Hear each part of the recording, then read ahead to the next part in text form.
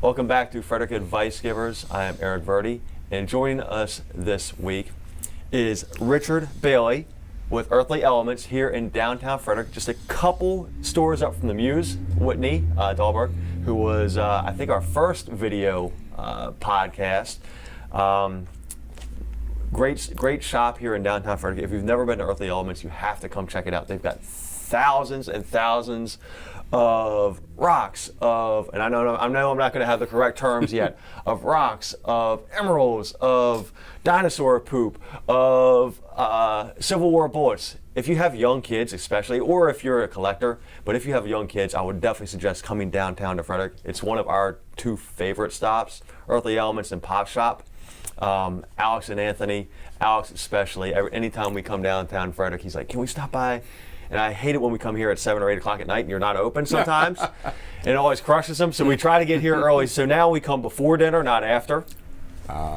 So we hit you up before dinner. So Richard, thank you for joining us this week. So before we get into the meat of the interview, give us your backstory.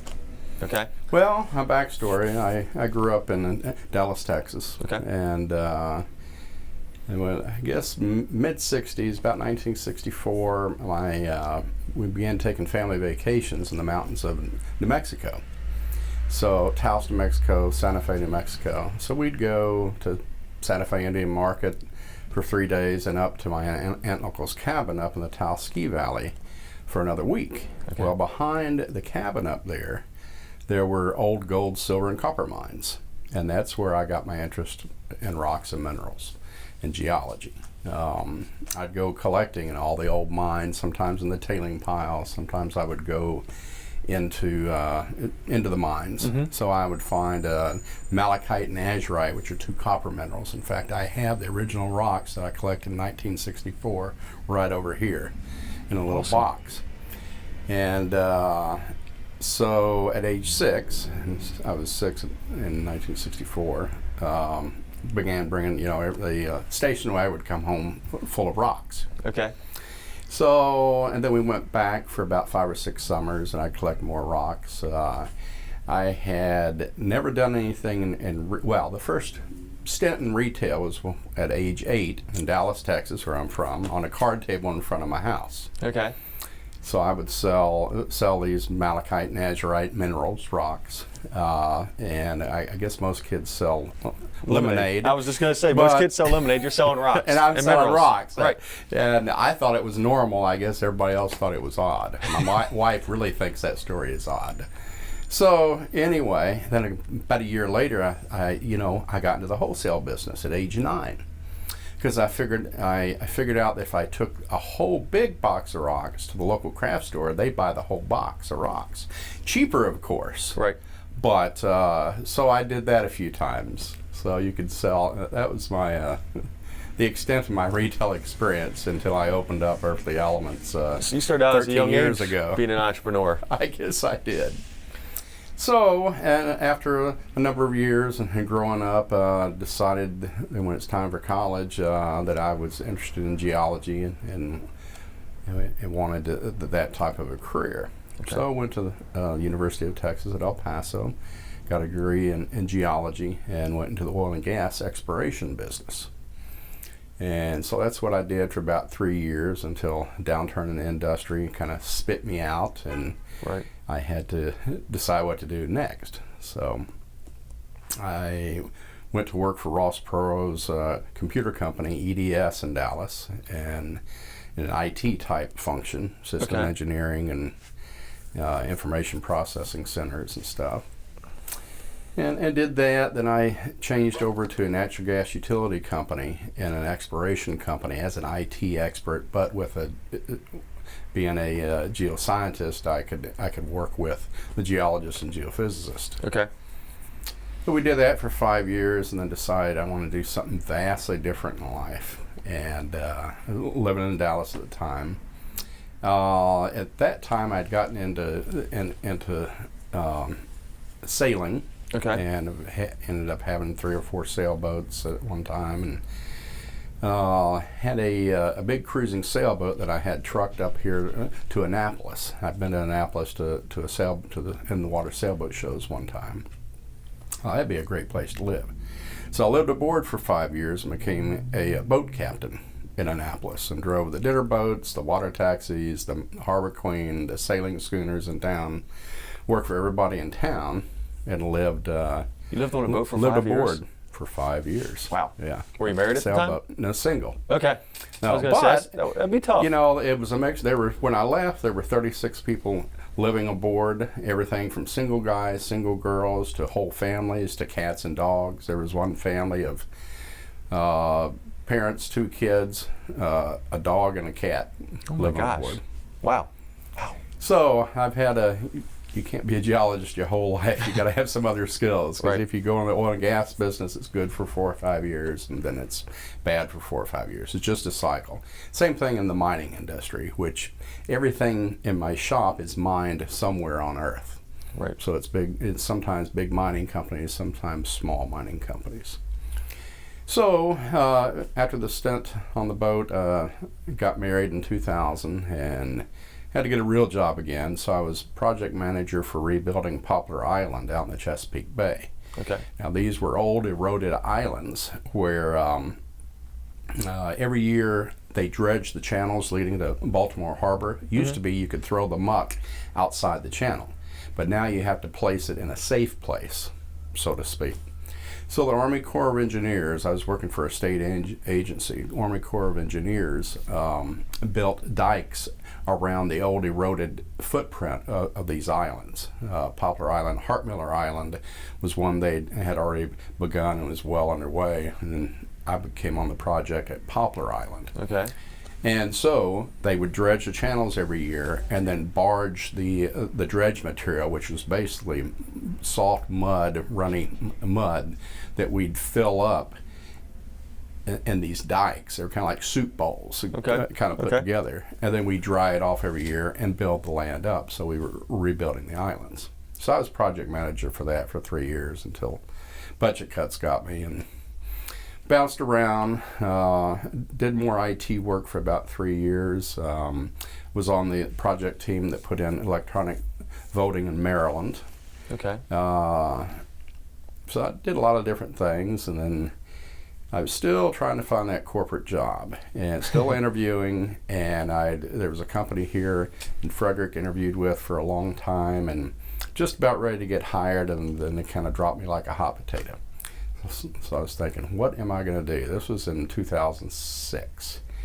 So my wife said, well, you know, you've always enjoyed rocks and minerals. Why don't you create a business around that?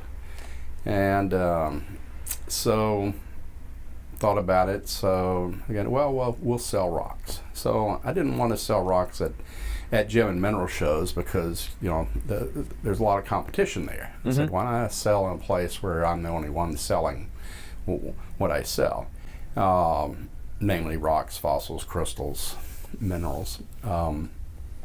So I sold at art and craft shows. Did about 6 or 8 of those. Had some success. And then in June of 2007, as the economy was tanking, we opened a shop here. We waited about 8 months to find the perfect location along Market Street. First shop, I was up in the 100 block across from Brewers Alley. And we were there 3 years, and then we moved down to this larger shop 9 years ago.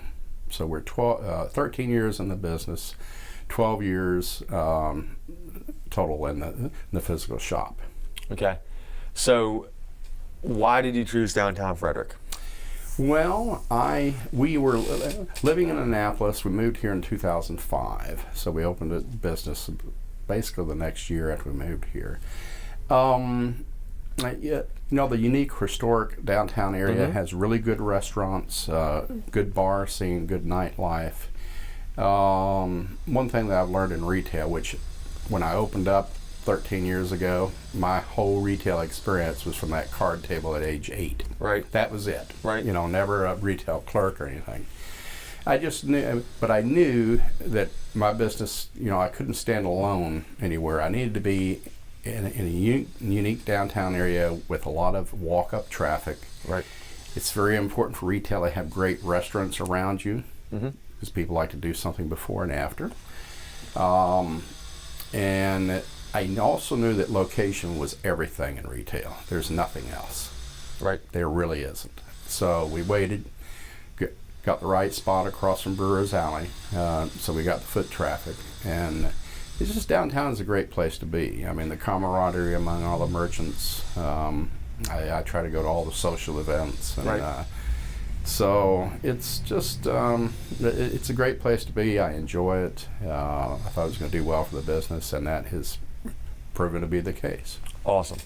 So Richard, let's take this back to a personal level. What's the last purchase that you splurged on besides this, whatever this is, between us, and I'll get to that in a second. What's the last purchase you splurged on for yourself or your family? Well, I'd say most recently, just a few days ago, we got back from Playa del Carmen down in Mexico. We go down there about once every other year or so. Okay. So a beach vacation. That was a good splurge Awesome. for the whole family, and it's a good trip. Awesome. Now, what hobby or interest, and you might be living out your hobby or interest, what hobby or interest could you spend hours doing?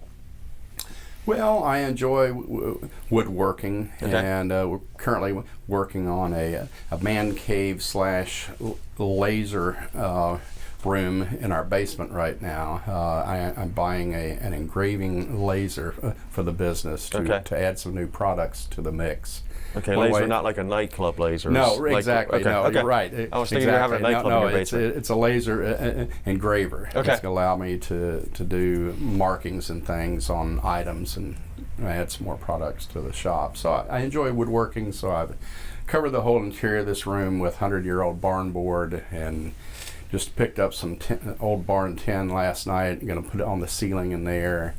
And then, so it's going to be a slash. It began as a project between me and my son, as a man cave for us Right. both, a TV and everything. But so that's one of the hobbies I like. And I also enjoy boating. We have a Grand Banks 42 trawler in Annapolis. Okay. It's an oldie, but a goodie. And so we work on the boat and go down a couple of days a week in the summer. Awesome. All right, so what is between us here, Richard? Well, this is a very special rock called a geode, meaning sphere or earth. Okay.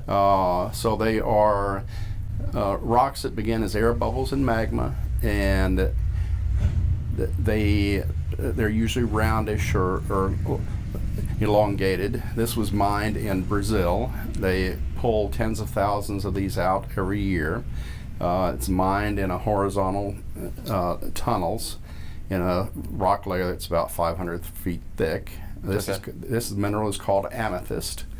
So the way these form with the air bubble, it hardens with no crystals yet, and warm water with dissolved minerals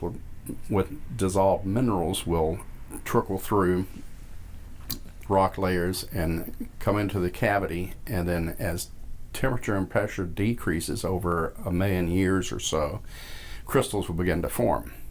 And what crystals form depends on the chemistry of that water Very cool. leaking in. So that's a big geode. Now I've seen them as high as 20 feet high and 8 feet around, and then I also have some small ones that are about 3 inches around. Okay. They all have different crystals in them. So I know in your shop when we come in, there is a big variance in price range. There's stuff that you can, kids can do grab bags, or you probably do that to just get the kids and the foot traffic through. We can get a bag for $5 of rocks or geodes, Right. and then there's the more expensive items. So I'm curious, what's the most expensive item that you've sold? The most expensive item I've sold, I just did before Christmas. This doesn't happen often. I had 2 large amethyst geodes in the window, and I'd knocked the price down. Same guy bought them both, and it was about a $6,000, total sale. Wow. Now, one of those I'd had for 9 years, the other one I had for 4 years. So I had a lot of money tied up for a long time in it. Right. I kind of fashioned my business off of the guy that I ran all the tour boats for in Annapolis. He owns a marina, and he owns 13 tour boats. He built the fleet of 13 boats and the marina on a $7 40-minute tour on the Harbor Queen. That was the first boat he had. So anybody who's been to Annapolis has probably ridden the Arbor Queen. Okay. So, and I looked at that. Everybody walking into Annapolis Dock has $7 in their pocket and 40 minutes of time. And that gets you out in the water, gets you a little history, you see the Naval Academy. So I thought, he bought every boat from that tour. Now, that tour now is $16. It's still 40 minutes, so people still pretty much have $16 in their pocket and 40 minutes of time. So I thought, I want to appeal I want everybody walking in my shop to be able to afford something here. So 80% of what our income is on $20 and under. Mm-hmm. Almost 50% is $5 items, but I sell a huge volume of it. And that's how I've grown since I've opened the doors for 13 years. And everybody is my customer here. You think, well, it'd only be rock collectors. Well, not true. You fall into one of three categories. You're a kid between 4 and 14. 38% of my business is kids. So, okay. The tracking of the monetary part, I could get that. So how do you track? Because you have a little book back there, right? Is that how you track your? Well, because I know when we check out, Mm-hmm. you're writing. I'm writing what is sold. Okay. Are you writing your demographics down too? Well, no. Okay. Not necessarily. But I'm always here after sitting in the shop for 13 years, 12 years. I pretty much know who's buying. Okay. So anyway, kids are a third. Everybody, the decorative, this is cool, is another third of the business. Right. And the last third is metaphysical, people that believe rocks and minerals have healing powers. Mm-hmm. Mm-hmm. Mm-hmm. So everybody's a potential customer. So I have a lot of things in the $5 to $20 range, which everybody can afford. So a kid can come in with $10, get two cool minerals. I also buy quality minerals, something that you would like to keep the rest of your life. Mm-hmm. Awesome. All right, Richard. So being a business owner, you come here every day or almost every day. What's that drive inside of you that keeps you going other than just paying your bills? Well, it began as a passion as a kid. Mm-hmm. I think it is amazing that this is created naturally within the earth. The crystal shapes, the colors, what is in the ground. A lot of people don't know a lot about geology and haven't seen most of these things. That's one of my challenges, is that when people come to the door, many people, first time, had never been in a rock shop before. They've never seen geodes, or they've never seen some of the crystals and fossils and minerals that I have in here. And I'm all about education, especially with the kids. So I give geology talks in store. I had a mom yesterday come in with a 7-year-old daughter. I spent an hour with the daughter answering questions and talking about geology. Right.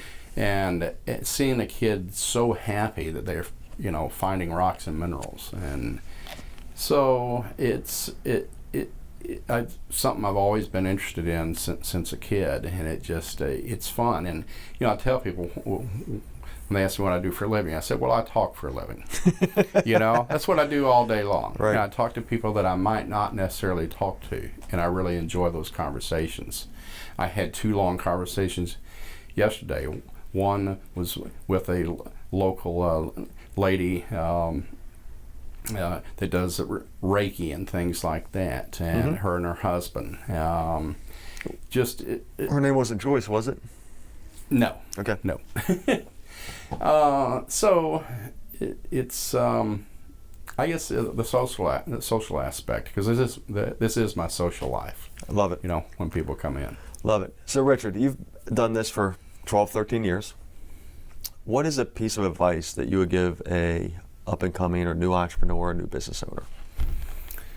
Well, I would say, really be realistic and understand the financials mm-hmm. of your business. You've got to be very good at your idea and what you do. You need to know your demographic customer. Who's your customer? You need to be realistic about, choosing a location for your business is everything. Right. There really is nothing else. look around you. I had people, coming in all the time. Oh, I had one come in a few years ago, said, I want to start a coffee shop. And I said, okay, have you looked at the 5 great coffee shops that we have real close here within 2 blocks? Well, no. Said, but I've got this great idea. And I said, well, why would you want to do the same thing that another business is doing that's real close to you? I think any new business needs to look for a location where there's nobody doing what they're doing, or that they're filling a certain niche Right. that needs to be filled. And really be realistic of, okay, well, how many people is it going to take in here every day to pay the rent, to pay for the product, and to allow me a living wage? Right. So I think a lot of people aren't realistic that way. Too many people are, I think one of the biggest challenges of retail today is too many people are selling the same things. I am very, very lucky to know something about rocks and minerals and fossils that is very different. And that has been, a big contributor to my success over the years, is Right. that I do have different products. And before I add anything that's not a rock or mineral in this shop, I walk around, I go into other shops, and try to make sure that nobody is selling what I want to add in Okay. to the business. Makes sense. And if I see 1 or 2 that are selling something, it's like, okay, I'm not going to add that to my shop because I want to be different, and that's what will bring people in. Awesome. All right, Richard. So in the last 3 years, what's a choice that's led you to where you are today? Well, maybe a little longer ago, a little longer than that, I decided to grow the business. For many years I thought, well, maybe a second shop or a third shop. I looked at Annapolis, I looked at Ocean City, and decided that I could do that and recreate the same thing I have here, but there'd be so many more headaches, and it would ruin the fun that I have. Right. I'd have to have full employees here, full employees in Annapolis. A few years ago, I looked at Ocean City, and I thought, wow, that'd be a lot of fun to be there for a season. And then I realized how many employees I'd have to have, and the challenges, the headaches it would give me. So I'm not all about money. Right. We do well here. I thought, I'm going to make this shop the best I can. But I said, maybe I will work to get a shop at the Maryland Renaissance Festival. Okay. So it took me 7 years of applying, and I finally got in. So this will be my 6th full year at the Ren Fest. So I do that for 9 weekends of the year, That's 9 weekends. beginning the end of August through the end of October. Okay. We use a different business name there. It's called Mystical Crystals, and we sell a subset of what we have in the shop. Okay. So they produce about 400,000 people that come through there over the 19-day period, and it's 19 days over 9 weekends. And so that's been a great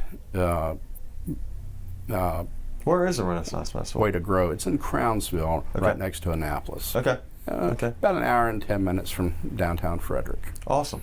Awesome. So that has helped grow my business hugely. And so we get a whole crowd down there that doesn't know about the shop here. Then I'll see many people, even after the first weekend, they'll come up and visit me here. And see the larger products Correct. that you have. Right. All right, Richard. So I know you because I've been coming here for years with my kids.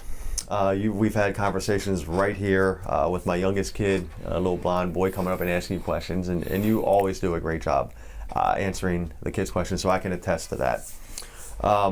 However, I want to have you ask me a question now. I know you better than you know me. We've just met recently. We did a Right. Pop of the Week up at Michelle's shop at the Pop Shop. I learn by asking other people questions, so I want our audience and you to ask me a question. So how many years have you been coming into my shop? Because, a lot of people, I don't remember individual people because there's one of me and there's 10,000 Right. of you. So Alex is what 10 made you come in the first time? The kids. Something you had, the kids. Alex is the 10, kids were interesting. so probably 3 or 4, so probably 7, Okay. 6, Okay. 7, 8 years. Yeah. Okay. I live in, I don't live in downtown Frederick, but I live in Frederick and I come downtown often, so I've walked by your shop for years. Right, And I right. might have come in once or twice to pop my head in on a Right. on a day or evening or weekend or first Saturday. But first time we ever started shopping here was with the kids when they were younger. Right. And I suppose that's, a lot of the kids do drag the parents in, and the parents find out, oh, there's some interesting thing. I'm not a rock collector, but, oh, there's something interesting here. So you need a housewarming gift or something, or odd things you hadn't seen. Fossils are fascinating. Right. With dinosaur eggs and dinosaur skeletons and parts and pieces. Dinosaur parts, as I call them. It's dinosaur poop. And dinosaur poop, of course. Yeah. Very popular among boys between 5 and 10. A few girls, but mostly boys between 5 and 10. I can imagine. I can imagine. Well, you do a very good job here. You have a large selection of products, which I know we'll see in the B-roll. And like you said, I love that analogy there of a $7 40-minute tour.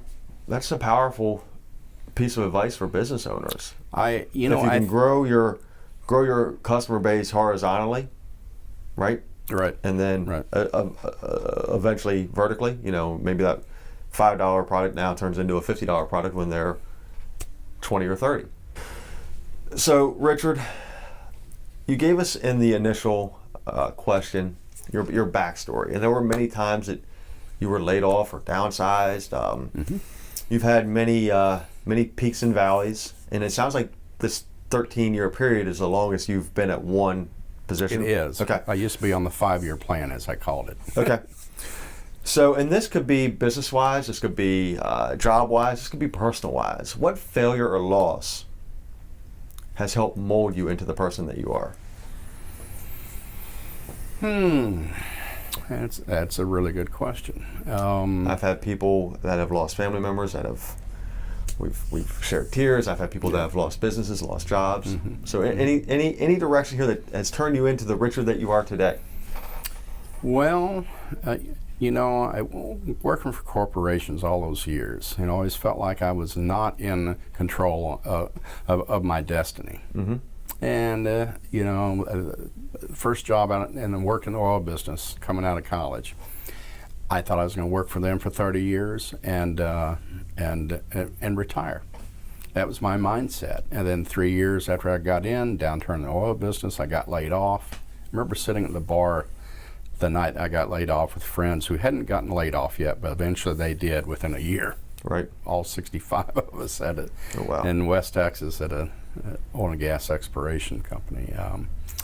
And my friend said, this is probably one of the best things that's ever happened to you. I'm kind of going, what do you mean? I got laid off. I was going to work here till I retired. He said, but this will create things in your life. So, the joke I tell now, you can't be a geologist your whole life. You've got to have some other skills. So it forced me to do some different things. I went to the IT world for 18 years. I think I was successful there. Became a boat captain for 5 years and lived aboard. And after my boat captain stint, when I was trying to get what I call the real job again in the corporate world for a while, why I don't know, but I tried. I would have interviews, and when it come to telling them what I did for 5 years, they had two kinds of people. Said, so you just messed around for 5 years and were working on boats? So I knew I didn't want that job. Others who were fascinated so you came from the corporate world and you became a successful boat captain, worked for everybody in town. I knew those are the type of people that I wanted to work for. Right. So, but I knew I wanted the autonomy. Being a boat captain was great. Yes, I worked for a company, but I had one owner that I reported to who was very fair with me, Ed Hartman in Annapolis, just a fantastic guy who still owns the marina and the tour boats with his daughter, and enjoyed thoroughly working for him. That's, as I say, that's how I fashioned this business after having affordable things. I think probably the most important piece of advice is have affordable stuff. I'd love to sell $5,000 minerals every day, but that doesn't happen. That's a whole other clientele. Right. That I have had very little luck breaking into, such as this. This is $10,000. Well, I've been here quite a few. I've been here. Yeah, it's been 4 or 5 years. Yeah, but it's fun to look at. It's great to look at. But I'm happy to sell you a $5 rock. Right. But I sell many $5 rocks. So, all those things kind of have come to play, different things I've done, the variety. This has been the most rewarding and the most enjoyable Awesome. because I live and die by my own hand, by Right. what I do in here on a day-to-day basis. So where do you see yourself, and I think I know the answer to this question based on one of your former answers. Where do you see yourself in 3 years and then 10 years? Well, I sort of have an end game plan. I figured, so I'm 12 years into the shop. I decided I was kind of try to make 20 years. Mm-hmm. And then see, I'll probably take less time in the shop over the next 8 years. Take some more time on my boat over the next 3 years. In 10 years, now I will always keep the Renaissance Festival Okay. part of my business. I mean, you get to dress up funny, you get to talk funny. It's a blast. It's a great group of people that run the festival in Annapolis, in Crownsville. So I'll always keep that going. Cool. And we'll see. There's a possibility I may sell the business to my employees. I've been very lucky to have Rick and Jen, husband and wife, that run the shop when I'm not here, Friday nights, Sundays, and Mondays, and when I'm out of town on buying trips or on vacation and stuff. Okay, so let's talk about that real quick. So how do you get your rocks? How do you get your minerals? How Well, do you get your... I've got a buying trip coming up in a week and a half. I buy from mining companies and mineral dealers who buy from other mining companies, wholesalers. So I go and hand pick everything. And in my business, you pay for everything up front. There's no 30, 60, 90 net to pay at the end of the month or quarter. So I'll be going down to Franklin, North Carolina, which there's 3 wholesale shows Okay. of rocks and minerals. That's a mixture of wholesale dealers and mining companies and individuals who mine all these types of things. And I will hand pick everything. I go with a budget, and I'll probably bring back about 2,000 pounds again in my truck. This is my second largest show that I go to buy at. I buy about 8 times a year. I have one mineral dealer that very interesting guy that has